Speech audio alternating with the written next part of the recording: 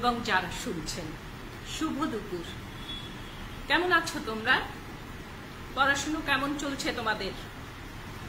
আজ আমি তোমাদেরকে কিছু কথা বলবো শিক্ষক এবং ছাত্রছাত্রীদের সম্পর্ক সম্পর্কে। আমার মনে হয় ক্লাসের শুরুতে এইসব কথাগুলো আমাদের বলা উচিত মাঝে মাঝে, তোমাদের জন্য, আমাদের জন্য। পৃথিবীতে পিতামাতার সঙ্গে মানুষের যেমন নারীর সম্পর্ক, তেমনি শিক্ষকের সাথে ছাত্রীর সম্পর্ক হচ্ছে আত্মার। তোমরাই আমাদের আত্মার আত্মীয়, আপনজন। দেখো, জ্ঞানহীন মানুষ যদি পশু সমান হয়ে থাকে, তাহলে সেই মানুষের মনে জ্ঞানের আলো জেলে প্রকৃত মানুষ করে গড়ে তোলে একজন আদর্শ শিক্ষক তাকে। আসলে ছাত্র শিক্ষক সম্পর্ক একটি চমৎকার পরিপূরক সম্পর্ক। যেমন আমরা বলতে পারি পাত্র আর পানির মতো। পাত্র ছাড়া যেমন পানি সংরক্ষণ করা সম্ভব নয়, তেমনি ছাত্র শিক্ষক সুসম্পর্ক ছাড়া জ্ঞান অর্জন বা বিতরণ দুটোই অসম্ভব। তোমরা নিশ্চয়ই জানো এবং তোমাদের মনে আছে, মার্কিন প্রেসিডেন্ট আব্রাহাম লিঙ্কন তার পুত্রের শিক্ষকের কাছে লেখা চিঠিতে বলেছিলেন, আমার পুত্রকে জ্ঞান অর্জনের জন্য আপনার কাছে পাঠালাম, তাকে আদর্শ মানুষ হিসেবে গড়ে তুলবেন, এটাই আপনার কাছে আমার একটি বিশেষ দাবি। জগৎ বিখ্যাত বীর আলেকজান্ডার তার শিক্ষক অ্যারিস্টটলের প্রতি কৃতজ্ঞতা স্বরূপ বলেছিলেন, to my father I owe my life, to Aristotle the knowledge to live earthly. The knowledge to live earthly. আমরা হাত ধরাধরি করে শিখব, তোমরা শিখবে আমাদের কাছে, আমরা শিখব তোমাদের কাছে। শিক্ষা এমনই একটা বিষয় যেটা সকলের কাছ থেকেই কিছু না কিছু শেখার আছে। আজ আমি থাকছি তোমাদের সাথে অনার্স তৃতীয় বর্ষ নতুন এবং পুরাতন ছাত্রছাত্রীদের সাথে সোশ্যাল ওয়ার্ক ইন ইন্ডিভিজুয়াল বা ব্যক্তি সমাজকর্ম কোর্সটি নিয়ে। আজকের পাঠটি খুবই গুরুত্বপূর্ণ। আর যেটা আমরা পড়ব সেটা হচ্ছে সমস্যা সমাধান প্রক্রিয়ার স্তর, ধাপ বা পর্যায়। চলো আমরা এবার একটু পড়াশোনা করে নেই। তাহলে আজ আমরা কি পড়ব? আজ আমরা পড়ব সমস্যা সমাধান প্রক্রিয়ার স্তর, ধাপ বা পর্যায়। কোন সমস্যা সমাধান? ব্যক্তি সমাজকর্মে সমস্যা সমাধান প্রক্রিয়া, স্তর, ধাপ বা পর্যায়। ব্যক্তি সমাজকর্মে তোমরা জানো সমস্যা সমাধান প্রক্রিয়া হচ্ছে একটি সুদীর্ঘ কার্যপ্রণালী। এই প্রক্রিয়া শুরু হয় সমস্যাগ্রস্ত ব্যক্তিকে সমাজ কল্যাণ সংস্থায় গ্রহণ করার মাধ্যমে এবং শেষ হয় সমস্যার চূড়ান্ত সমাধানের মাধ্যমে। সাধারণত কতগুলো ধাপ অতিক্রম করে এই প্রক্রিয়া সম্পাদিত হয়। এসব ধাপের আবার কিছু স্তর রয়েছে। সেই সব স্তরগুলোকে মূলত দুভাগে ভাগ করা যায়। সমস্যা সমাধান প্রক্রিয়ার স্তর প্রথম হচ্ছে মৌলিক স্তর। মৌলিক স্তরে কি কি আছে চলো আমরা সেটা জানার চেষ্টা করি। মৌলিক স্তরে রয়েছে মনোসামাজিক অনুধান, সমস্যা নির্ণয়, সমাধান এবং মূল্যায়ন। দ্বিতীয় স্তর হচ্ছে সহায়ক স্তর। সমস্যা সমাধান প্রক্রিয়ায় দুটো স্তর রয়েছে, আবারও তোমাদের মনে করিয়ে দিচ্ছি। একটি হচ্ছে মৌলিক স্তর, একটি হচ্ছে সহায়ক স্তর। তো মৌলিক স্তরগুলো আমরা জেনে নিলাম। সেখানে আছে মনোসামাজিক অনুধান, সমস্যা নির্ণয়, সমাধান এবং মূল্যায়ন। সহায়ক স্তরে কি কি আছে? সহায়ক স্তরে রয়েছে প্রগনোসিস বা পূর্বাভাস, ফলো আপ বা অনুসরণ, রেফারেল বা প্রেরণ, টার্মিনেশন বা সমাপ্তি।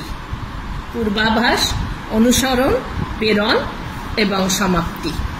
চলো আমরা এই স্তরগুলো ধারাবাহিকভাবে আলোচনা করি। প্রথম আমরা কি বলেছি? প্রথম আমরা বলেছি তথ্য সংগ্রহ বা অনুধান। এই তথ্য সংগ্রহ বা অনুধান মানে মনোসামাজিক অনুধানটা কি? এটা ব্যক্তি সমাজকর্মের সমস্যা সমাধানের একটি গুরুত্বপূর্ণ স্তর। সমস্যা সমাধানের উদ্দেশ্যে আগত ব্যক্তির সাথে সমাজকর্মী পেশাগত সম্পর্ক বা র্যাপো প্রতিষ্ঠার পর থেকেই এই স্তর শুরু হয়। সম্পর্ক প্রতিষ্ঠার পর ব্যক্তির সমস্যার বিভিন্ন দিক ও সংস্থান সম্পর্কে এবং আনুষঙ্গিক আর্থসামাজিক বিভিন্ন তথ্য সংগ্রহ করা হয়, সেটাকে আমরা বলে থাকি মনোসামাজিক অনুধ্যান। এই অনুধ্যানের উপরই কিন্তু সমাধান ব্যবস্থার সফলতা বা ব্যর্থতা নির্ভরশীল। এখন যেটা আমরা বলতে চাই বা আমি যেটা বলতে চাই, মনোসামাজিক অনুধ্যানে তথ্যের বিন্যাসকরণে H.H. পার্লম্যান কিছু নির্দেশনা দিয়েছেন। মনোসামাজিক অনুধ্যানে কি কি থাকবে? প্রথম আমরা দেখব সমস্যা উপস্থাপন প্রকৃতি। সমস্যা উপস্থাপন প্রকৃতি এর অর্থ কি, অর্থাৎ এটা মানে কি? এটার মানে হচ্ছে সমস্যা উপস্থাপন করতে গিয়ে আমরা দেখব সমস্যার উৎস। সমস্যা কোথা থেকে সৃষ্টি হয়েছে, তার অভ্যন্তরীণ উৎস কি, বাহ্যিক উৎস কি। সমস্যার প্রকৃতি অর্থাৎ সমস্যা ব্যাপকতা, ব্যক্তির উপলব্ধি এবং ব্যক্তি কিভাবে সমাধান চায়, এই বিষয়গুলো মনোসামাজিক অনুধ্যানে আমরা দেখব। দ্বিতীয়ত দেখব আমরা সমস্যার তাৎপর্য।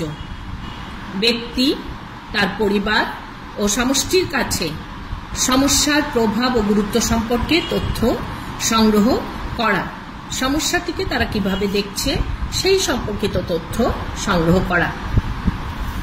এরপরে আমরা যেটা দেখব সেটা হলো সমস্যার কারণ, বহিঃপ্রকাশ ও পূর্বাবস্থা। তার মানে সমস্যা উৎপত্তির কারণ কি? অবশ্যই প্রত্যেকটা সমস্যার পিছনে কিছু কিছু কারণ আছে, সেটা আমরা সবাই জানি। সমস্যার ব্যাপ্তি কতটুকু প্রভাবিত করছে ব্যক্তি, পরিবার, সমাজকে। সমস্যার বিকাশ, কার্যকারণ এবং তার ফলশ্রুতি নির্ণয় বা প্রভাব নির্ণয়। এরপরে আমরা মনোসামাজিক অনুধ্যানে যে বিষয়টি আমরা দেখব, সমস্যা সমাধানে গৃহীত উদ্যোগ। মনোসামাজিক অনুধ্যানে সমস্যা সমাধানে গৃহীত উদ্যোগ, ব্যক্তি ও অন্যান্যরা কি কি পদক্ষেপ নিয়েছে এবং এই সম্পর্কিত তাদের চিন্তা ভাবনা, তারা কিভাবে সমাধান চায়। ব্যক্তি কিভাবে তার সমস্যা সমাধান চায়, ব্যক্তির সাথে সম্পর্কিত, ব্যক্তির সমস্যার সাথে সম্পর্কিত প্রতিষ্ঠান বা পরিবার, যেখান থেকে সমস্যার উৎপত্তি হয়েছে, তারা কিভাবে সমস্যার সমাধান চাইছে। এরপরে দেখব আমরা সাহায্যের ধরন ও সংস্থা থেকে প্রত্যাশা। সংস্থা থেকে ব্যক্তি কি সাহায্য আশা করছে এবং এক্ষেত্রে তার ভূমিকা এবং সম্পর্ক। ব্যক্তির নিজের কতটুকু সমস্যা সমাধানের জন্য অভ্যন্তরীণ এবং বাহ্যিক সম্পদ রয়েছে। সম্পদ বলতে কিন্তু এক্ষেত্রে আমরা শুধুমাত্র আর্থিক সম্পদকে বোঝাবো না, এক্ষেত্রে আমরা ব্যক্তির উদ্যোগ, প্রতিভা, তার জ্ঞান, উপলব্ধি সবকিছুকে বোঝাই। এরপরে দেখব সংস্থার প্রকৃতি ও সমাধানের উপায়। ব্যক্তির সমস্যা সমাধানে সংস্থার সক্ষমতা দেখব, সংস্থা কতদূর সাহায্য ব্যক্তিকে করতে পারবে, কি পরিমাণ আর্থিক এবং মানসিক সাপোর্ট দিতে পারবে সেটি। মনোসামাজিক অনুধ্যানে সাধারণত আমরা তথ্য সংগ্রহ করে থাকি। এটা মূলত এই স্তরে তথ্য সংগ্রহ করা হয়। আমি প্রথমেই তোমাদের বলেছি যে মনোসামাজিক অনুধ্যান হচ্ছে গভীরভাবে তথ্য সংগ্রহ করা। ব্যক্তি, তার পরিবার, পরিবেশ, কর্মস্থল থেকে সমস্যা সম্পর্কিত তথ্য সংগ্রহ করা এবং সেটি শুরু হয় ব্যক্তির সাথে পেশাগত সম্পর্ক স্থাপনের মধ্য দিয়ে এবং শেষ হয় সমস্যা সমাধানের মধ্য দিয়ে। এখন তথ্য সংগ্রহ করতে গিয়ে সমাজকর্মীরা সাক্ষাৎকার, পর্যবেক্ষণ, গৃহ পরিদর্শন, ডাক যোগাযোগ, আলোচনা, সভা সম্মেলন এইসব কৌশল ব্যবহার করে। এছাড়া ব্যক্তি নিজে, পরিবার, দল, আত্মীয় স্বজন, সহপাঠী, সঙ্গী সাথী, শিক্ষা প্রতিষ্ঠান, কর্মস্থল, এগুলোও কিন্তু ব্যক্তির তথ্যের উপাদান বা উৎস হিসাবে ব্যবহার করা হয়। আমরা জানি মনোসামাজিক অনুধ্যান পর্যায়ে সাহায্য প্রার্থী বা ব্যক্তি, সমস্যাগ্রস্ত ব্যক্তি সমস্যা সমাধানের উদ্দেশ্যে কিছু মনোবাঞ্ছা নিয়ে প্রতিষ্ঠানে আসে বা সংস্থার কাছে আসে অথবা সমাজকর্মীর কাছে আসে। সমাজকর্মী তো অবশ্যই একটি সংস্থার পেশাগত প্রতিনিধি, তাই না? তখন তাকে আন্তরিকভাবে গ্রহণের মাধ্যমে প্রাথমিকভাবে তাকে আশ্বস্ত করা হয়। মনোসামাজিক অনুধ্যানে সমস্যাগ্রস্ত ব্যক্তিকে আন্তরিকভাবে গ্রহণের মধ্য দিয়ে তাকে আশ্বস্ত করা হয়। যদি আমরা সেটাকে পার্লম্যানের ভাষায় বলতে যাই তাহলে বলবো, you have nothing to fear from me, I am here to help you. You have nothing to fear from me, I am here to help you. অর্থাৎ আমার তরফ থেকে তোমার কোনো ভয় নেই, আমি তোমাকে সাহায্য করতে প্রস্তুত। এবং এভাবে সান্ত্বনা, পরামর্শ ও বৈষয়িক সাহায্য দেওয়া হয়, যাতে ব্যক্তির মধ্যে কি আসে, স্বস্তির ভাব ফিরে আসে। এবং এই স্তরের ভিত্তিতেই কিন্তু অন্যান্য স্তরগুলো পরিচালিত হয়। এরপরে আমরা কি বলেছি? মৌলিক স্তরে আমরা এতক্ষণ জানলাম মনোসামাজিক অনুধ্যানটা কি। এরপরে আমরা বলেছি ডায়াগনোসিস বা সমস্যা নির্ণয়।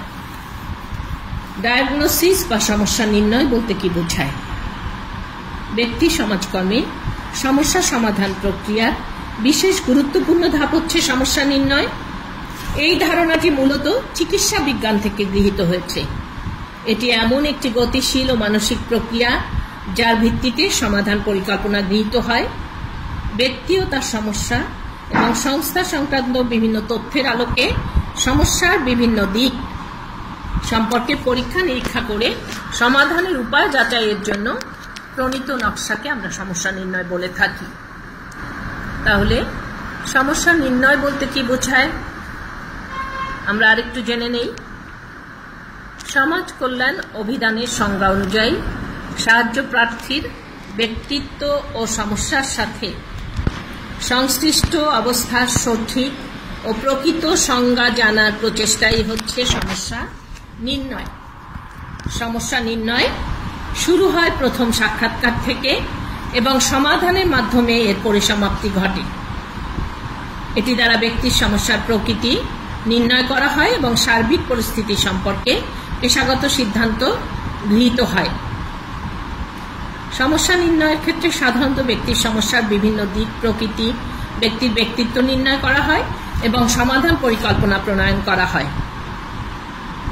এ স্তরে সমাজকর্মী যেসব পদক্ষেপ গ্রহণ করেন সেগুলো হচ্ছে তথ্যের ভিত্তিতে ব্যক্তির অভ্যন্তরীণ ও বাহ্যিক উপাদানগুলো শ্রেণীবিন্যাস, সামঞ্জস্যহীনতা শনাক্তকরণ, ব্যক্তির গৃহীত পদক্ষেপ ও বর্তমানের প্রত্যাশা, ব্যক্তির যোগ্যতা, সামর্থ্য, দক্ষতা, অভিজ্ঞতার মূল্যায়ন, ব্যক্তির দ্বিধা দ্বন্দ্বের মাত্রা পরিমাপ করা।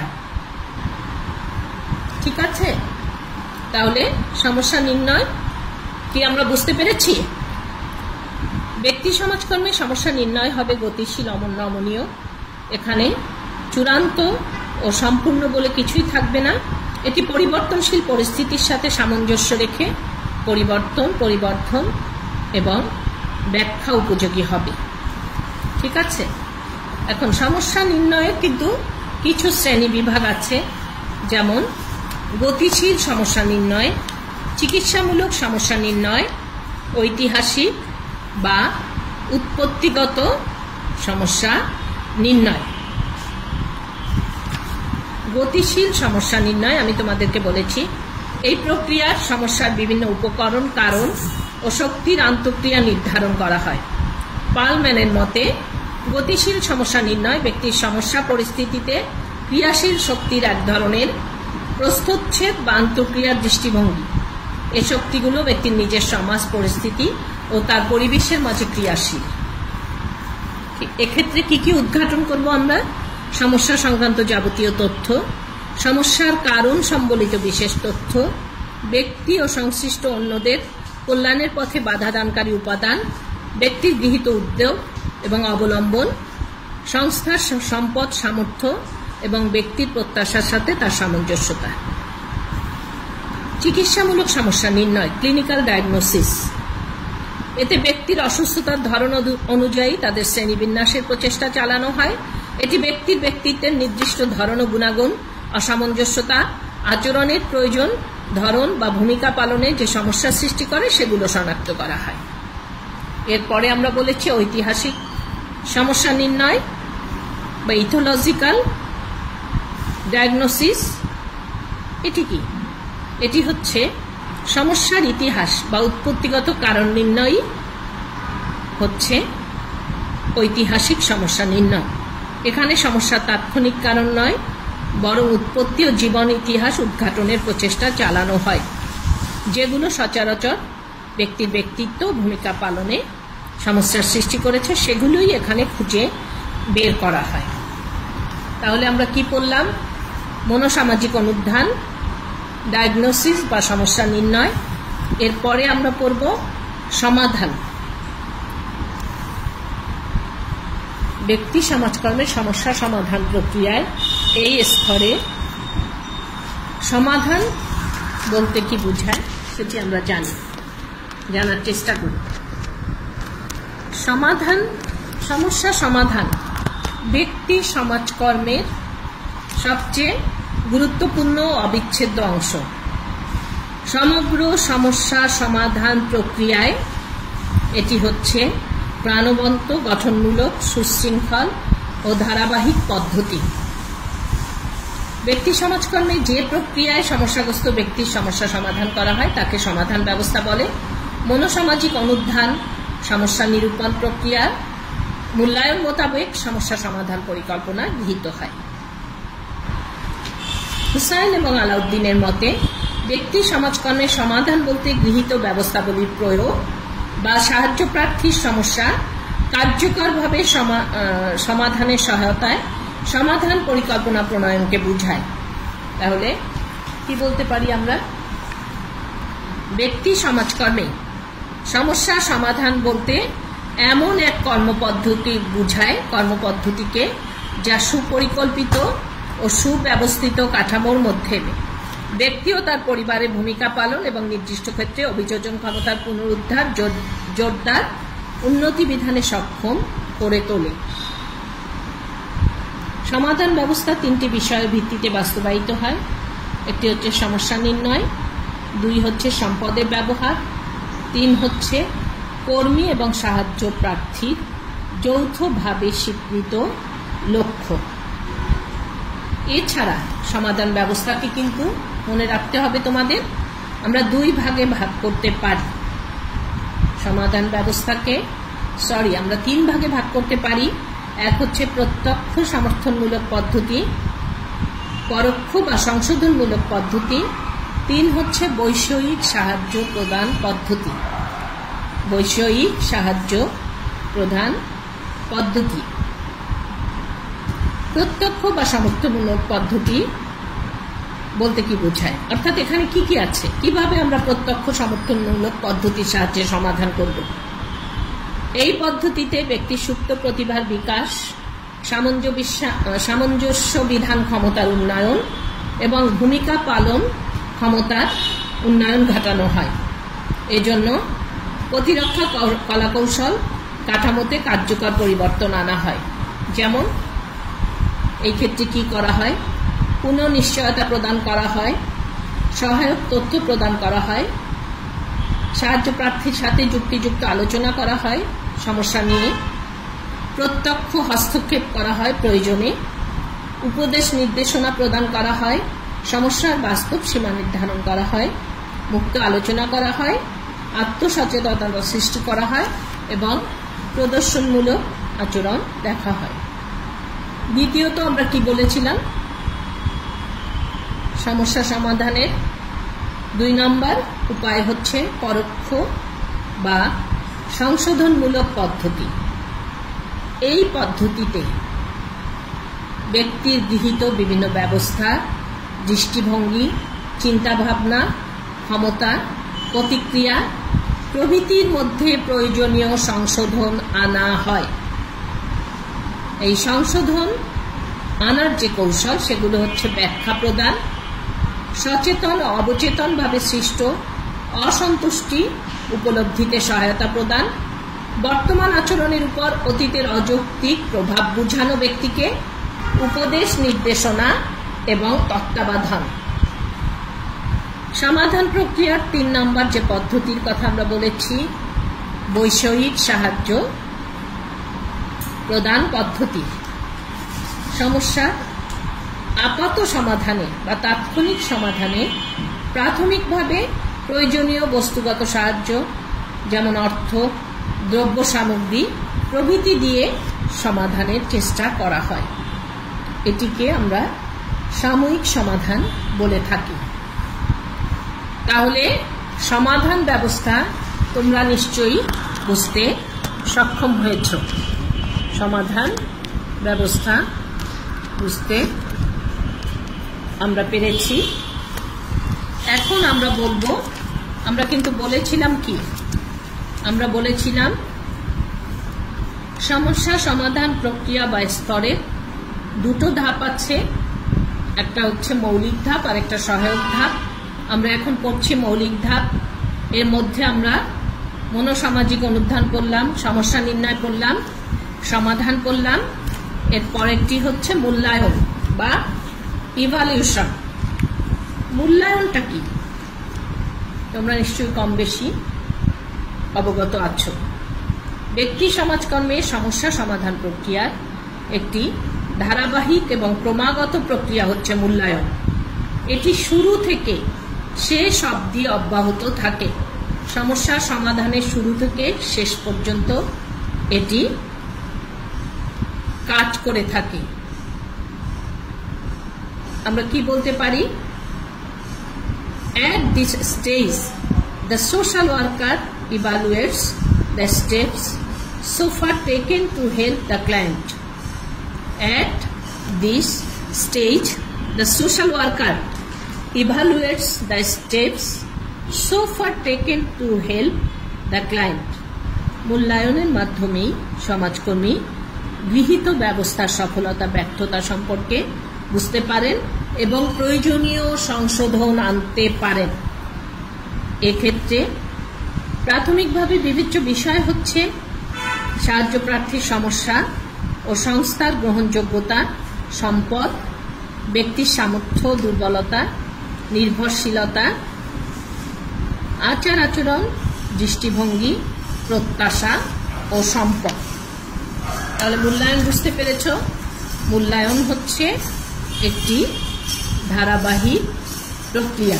মূল্যায়ন হচ্ছে একটি ধারাবাহিক প্রক্রিয়া। এটি শুরু থেকে শেষ পর্যন্ত কি হয়? বাস্তবায়িত করা হয়। এরপরে আমরা যাব সমস্যা সমাধান প্রক্রিয়ার সহায়ক স্তরে। সহায়ক স্তরে আমরা প্রথমেই বলেছি যেটা আছে সেটা হচ্ছে প্রগনোসিস। প্রগনোসিস বা পূর্বাভাস। এই স্তরে সমস্যাগ্রস্ত ব্যক্তির সমস্যা সমাধানের সাময়িক সিদ্ধান্ত নেওয়া হয়। এটি প্রাথমিক চিকিৎসাধর্মী বা আপাত ব্যবস্থা, কারণ চূড়ান্ত সমাধান একটি সময় সাপেক্ষ ব্যাপার। আমাদেরকে মনে রাখতে হবে, prognosis is the social workers or other professionals prediction of the likely course, direction and outcome of the problem that is being addressed. Prognosis হচ্ছে একটি সাময়িক সিদ্ধান্ত, সমস্যা সমাধানের একটি সাময়িক ব্যবস্থা। দ্বিতীয়ত আমরা কি বলেছিলাম? অনুসরণ বা ফলো আপ। এটা আমাদের সবার কাছে পরিচিত। ব্যক্তি সমাজকর্মে ফলো আপ। আমরা কিন্তু ফিল্ডে গিয়ে যখন টেস্ট নেই তখনও এই শব্দটার সাথে আমরা কম বেশি পরিচিত, যে ফলো আপ করতে হবে, তাই না? তাহলে ফলো আপ কি? ফলো আপ হচ্ছে সমাধান বা চিকিৎসা অর্থ, কিন্তু এটা নয় যে এটা সম্পূর্ণ নিরাময় বা একেবারে শেষ হয়ে যাবে। সমাধান করে দিলেই যে এটার স্থায়ী সমাধান হয়ে গেল, বা সমাধানটা প্রকৃতপক্ষে কি প্রভাব ফেলল সেটা দেখার জন্য তাকে বা সমস্যাগ্রস্ত ব্যক্তিকে সব সময় খোঁজ খবর রাখা। এই জন্য কি করতে হবে? সমাধানকে উন্নত করতে হবে, পুনরাক্রমণ রোধকল্পে ফলো আপ করতে হবে। সমস্যার পুনরায় আক্রমণ রোধ করতে, আমি পরিষ্কারভাবে বলছি, সমস্যার পুনরায় আক্রমণ রোধ করতে ফলো আপ করতে হবে। ব্যক্তি সমাজকর্মে ফলো আপ খুবই গুরুত্বপূর্ণ, কেননা সাহায্য প্রার্থী পরিবর্তনশীল সমাজে যে কোনো সময় পুনর্বার সমস্যায় আক্রান্ত হতে পারে। যেমন মাদকাসক্ত একজন ব্যক্তিকে সমাজকর্মের মাধ্যমে সংশোধন করে তার পরিবারে ফেরত পাঠানোর পর সে পুনরায় কিন্তু আবারও আসক্ত হতে পারে। এই জন্য ফলো আপ করে বা অনুসরণ করে তার অবস্থা জানতে হবে এবং তাকে প্রয়োজনীয় সামঞ্জস্য বিধানে সাহায্য করতে হবে। এরপর যেটি হচ্ছে প্রেরণ বা রেফারেল। প্রেরণটা কি? সমস্যা সমাধানে আগত ব্যক্তিকে যদি সংস্থা প্রয়োজনীয় সেবা বা সমাধান দিতে অপারগ হয়, অক্ষম হয়, তখন তাকে অন্যত্র বা অন্য জায়গায় প্রেরণ করা হয়। এটি সাধারণত প্রাথমিক অবস্থায় করা হয়।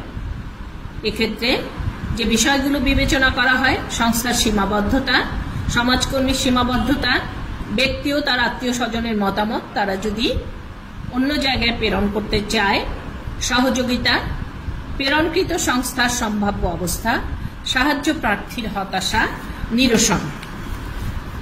সর্বশেষ সমস্যা সমাধান প্রক্রিয়ার যে ধাপ বা স্তরগুলো আমরা এতক্ষণ আলোচনা করলাম, তার সর্বশেষ সহায়ক স্তর হচ্ছে সমাপ্তি বা টার্মিনেশন। সমস্যা সমাধান প্রক্রিয়ার এ পর্যায়ে গৃহীত পদক্ষেপের সমাপ্তি টানা হয়। কর্মী এবং সাহায্য প্রার্থী ব্যবস্থার যৌথ সিদ্ধান্ত এটি হয়ে থাকে, তবে ভবিষ্যতে তারা যে কোনো সময় পুনরায় যোগাযোগ করতে পারবে। এই সম্মতি বা যোগাযোগ বা কথাবার্তা তাদের মধ্যে হয়ে থাকে।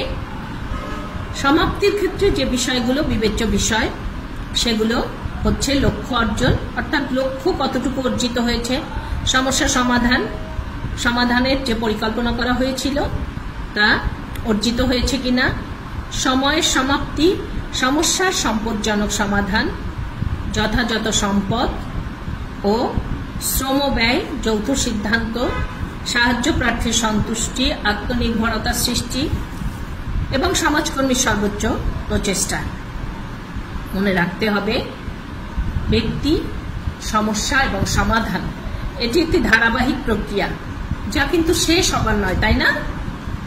কাজেই সমস্যা সমাধান প্রক্রিয়ার সমাপ্তি ঘটলেও ভবিষ্যতে আবার সেটা শুরু হতে পারে এবং এই প্রক্রিয়া একই সাথে কি করবে?